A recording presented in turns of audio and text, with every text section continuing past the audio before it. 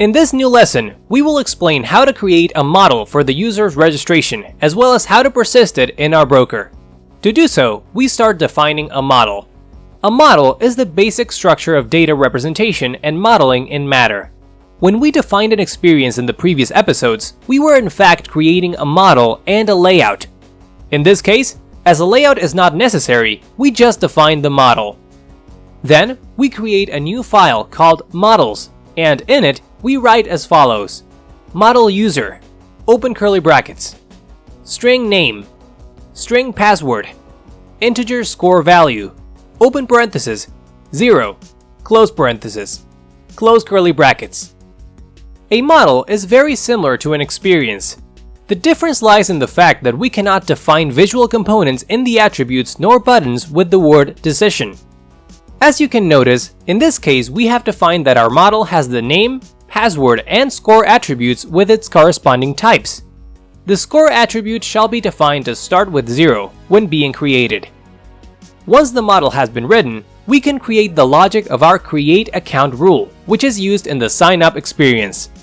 To do so, we write the following code: rule context, sign up context, open curly brackets, rule create account, open curly brackets, sign up exp equals broker.ui.getDataSource, open parenthesis, close parenthesis, user, new user equals user, open parenthesis, close parenthesis, new user.name equals signup.exp.username, new user.password equals signup.exp.password, broker.cloudpersistence.save, open parenthesis, new user, close parenthesis, broker.ui.showAlert, open parenthesis, congratulations, exclamation mark, comma, your account has been created successfully, dot, please, comma, log in now, close parenthesis, broker.ui.pop, open parenthesis, close parenthesis, close curly brackets, close curly brackets, close curly brackets. On the first line, we created a sign-up type variable. We also assigned it the model, which is bound to the layout with the broker.ui.getDataSource open parenthesis, close parenthesis function. Then, on a second line, a user model instance was created. First, by defining the variable with a name, and second, by calling the builder and assigning its return to the variable of the same type. On the next line, we access the name attribute in the user variable, and we assign the value entered into the signup layout in the bound component to the username attribute. In the following line, we do the same as before, but this time using the password attribute. We get it from the layout, and we assign it to the user variable. On the next line, we find a new broker service named Cloud Persistence.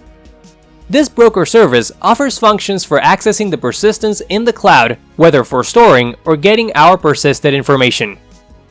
In the first case, we use the save function that allows us storing experience and/or model variables. To do so, the user variable shall be written as parameter, and in this way, we store it with the values entered in the UI. On the next line, we use a function of the UI broker service named showAlert. This function allows us displaying a message for the user. The function requires two parameters.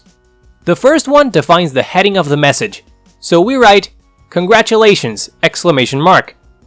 The second parameter defines the description in the message body, so we write your account has been successfully created, please log in now.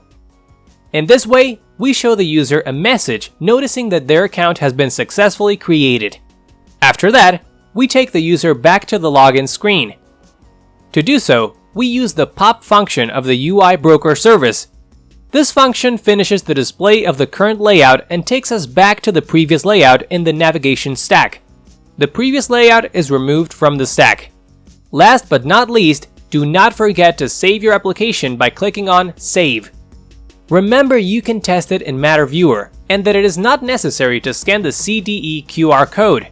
Just access your Matter Viewer account, find your app, and press Draft.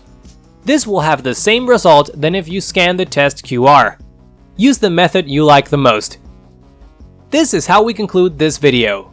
We will be waiting for you on the next lesson to teach about modules and functions, as well as about their use for creating validations for our code.